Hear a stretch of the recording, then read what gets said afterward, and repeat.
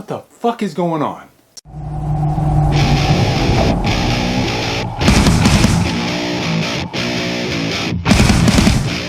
The Invisible Man stars Elisabeth Moss and is directed by Leigh Whannell. What is up, guys? Welcome to a brand new 2020 review. Really excited to do this one, The Invisible Man. And the big thing that got me excited about this one was Leigh Whannell directing. If you remember, he did Upgrade, which was fantastic. That is a kick-ass action movie with just a little bit of horror, I guess, in the way of the violence. You know, it's like psychotic horror. But Invisible Man got me really interested too, because there's another movie called Hollow Man starring Kevin Bacon that came out in like the early 2000s. And Kevin Bacon turned in a remarkable performance as Sebastian in that movie. It's one that I've always wanted to... I think I actually have the VHS back there. And speaking of VHS, you are looking at the unveiling of my all-new VHS Backdrop. I spent probably the last week putting this thing together. There used to be a bed right here. We moved the bed out of this room and installed these two shelves. Got this TV stand from Goodwill for 20 bucks, sanded it, painted it, and Jolene is proudly on display again. I'm super excited about this because my VHS collection was literally just sitting in that closet over there, just collecting dust, and I almost cried every day. And so finally, I have my VHS collection on display where I can proudly show it off. So this is not my permanent backdrop though. This will be, I guess, my alternate backdrop. If I'm doing VHS reviews, I'll definitely do this in the background. And sometimes I just feel like I might want to change it up and use this background. But the other background is right behind the camera. But also, this review will be dedicated to Dave Vanderhoff. If you are of a certain tier on my Patreon page, I will dedicate one of my reviews to you. If you're of a different tier, then you can actually pick the movie to review. So, got one of those coming up. Rawhead Rex, that's coming up for Angela from Arctic Vixen sometime later this week. Looking forward to getting into that one. Never seen it. But anyway, we're here to talk about The Invisible Man. But first off, quick plot synopsis. Elisabeth Moss, she plays Cecilia. She is in a very dangerous relationship. We've seen movies like this before with like Sleeping with the Enemy, Enough. There's quite a few movies actually about this, about a woman who is in an abusive relationship with a man. The man in this case is very wealthy. His name is Adrian. And what makes this character so interesting is they really don't show too much of his face, especially in the beginning, and really especially throughout the whole movie, because he's the Invisible Man. But in the beginning of the movie, she's suffering from a little bit of agoraphobia. She doesn't want to leave her house. She's completely petrified, scared of this man. So eventually she gets notified that he actually dies, and so she goes to this reading of his will. And it's said that she will get $5 million, but there are stipulations to that. She can't be deemed like insane. And so then he spends the rest of the movie completely making her life a living hell. And let me just say, I was so caught up in this movie. Leigh Whannell spent $7 million to make this movie. I found that out after the fact. When I was watching this, I would have sworn that this was a $40 million budget. It just looked that good. It looked like a Fincher production. You know, all the way down to like the cinematography.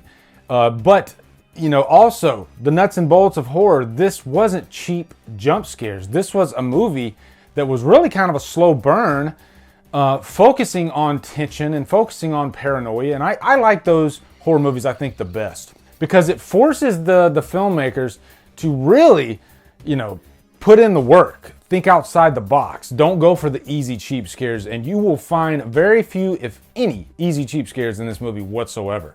There's so much payoff in this movie. It's insane to me.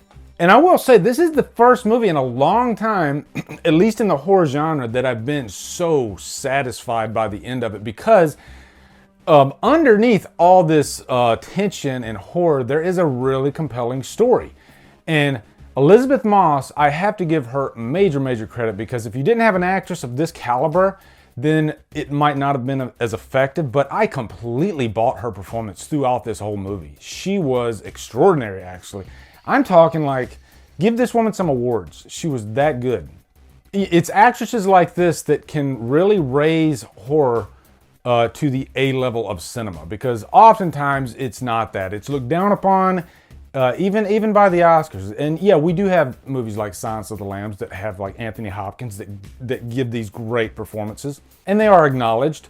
But for the most part, not the case. Also, a great example of like building a villain is the very opening act of this movie. We see Cecilia getting out of bed. She's escaping. She's running away from this man that has made her life a living hell.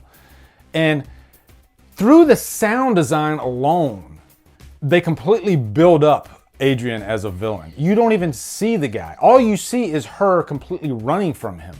And by the time she gets to the car away from the house, you're already afraid of the guy. That is amazing filmmaking right there. To not even show the guy, you know, all you see is him come up to the car and then he bashes the window in. But that scene itself is filmed very well because you don't even like really see his face. Because the scene is really focusing on Cecilia and the damage that has been done to her. And that sells the horror in this opening act. But really, this movie is chock full of moments like that too. But it spaces itself out. It really takes its time building that tension along the way. There is one scene in this restaurant, Cecilia and her sister, and I'm not going to give spoilers. I actually posted a poll, and it was about half and half. Half of you didn't want me to make this a spoiler review, so I'm not really going to make this a spoiler review. I thought about it. I'm not going to do that. But like I said, she's in this diner scene, and there's just such an abrupt scene that catches you really off guard. And I love scenes that do that, you know, just really shocking. If you've seen the movie, you know exactly what I'm talking about.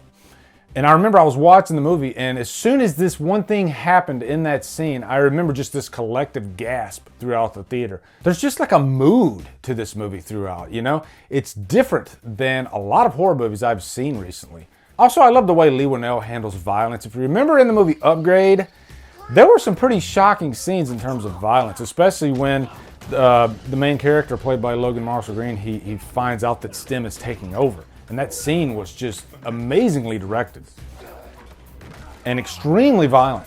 But Leigh Whannell doesn't completely oversaturate his movies with violence. He focuses more on stories so that when the violent scenes do come, they're that much more effective. Good example of that, especially, is this scene in the prison where Cecilia, she's trying to get away, and then we see the Invisible Man, or I guess we don't see the Invisible Man, but that scene is probably one of the most violent, but it's violent in such a unique way. It's not your cookie cutter, you know, guy punches guy in the face, you know, guy kicks guy in the balls, whatever. It's unique, it's creative. I love the creativity that Leigh Whannell puts behind his movies and his scenes of violence.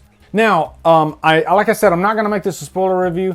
I will say there are some nice surprises and twists along the way in this movie, and more importantly, I think they're very satisfying, actually. There's this character, Tom. He's the brother of Adrian, and he is an interesting character because he's that question mark, you know? As soon as he comes on screen, I was like, there's something weird about this guy. And I figured he would tie into what happens in the end, and again, I'm not gonna tell you what exactly happens, but he's a major player in this movie. And also the way the effects are done for the Invisible Man. If you remember back in Hollow Man, even for a movie, you know, almost 20 years ago, very convincing. They do it differently in this movie, and I really liked how they played with it. There's one scene in an attic, actually, when he is chasing Cecilia, and then she has this paint can, and then she pours it on him. And the way it was directed, I think, sold the scene, because the CGI section of the scene was literally like a split second. And that made it that much more effective because then it added kind of a scare to it. That's how you use CGI in horror movies. I think if you just let CGI take over, you know, a complete scene or even a movie like some do, then it saturates it and it kind of just takes over the scene and it becomes uninteresting. But when you use it unexpectedly, and especially in terms of horror, it can be much more effective. So Leigh Whannell, he really ramps up the horror in this movie by using that aspect of invisibility. It works very well, actually, because you never know where he is. There's a lot of scenes where the camera's just like kind of scanning the room, and you as a viewer, you're looking at so many different things in the frame. You're not just looking at the subject because you're wondering where he is. Anyway, guys, I'm rambling, but this movie was freaking amazing. I'm giving it a Trapped on an Island. I could not get enough of it. I kept thinking about it as I left the theater, And it got me really excited for what Leigh Whannell brings next because, I mean, Upgrade was amazing. This was amazing. I just love his style of directing. And he's like best friends with James Wan. So those two right there, wow. So what are your thoughts on Invisible Man? Let me know in the comments. And also just a quick word on my computer issue because I haven't really talked about it on camera yet, but I've been keeping you guys afloat of what's going on social media. And yeah, my computer, my hard drive just completely fried last week and my dumbass forgot to back up everything. I had small backups here and there, but I had to recreate templates. So that's why my like social tags are different in this video. But I guess it kind of works with the newness because I got the new background and everything. So I guess it's like an upgrade for Drumdums, right? Anyway, guys, be sure to come over to Killer Flicks where we talk horror all day and every day. And on Fridays, we do Free for Fridays. Follow me at Drumdums on Facebook, Twitter, Instagram, and Letterboxd. Anyway, guys, thank you so much for watching. Have a great day and Drumdum out.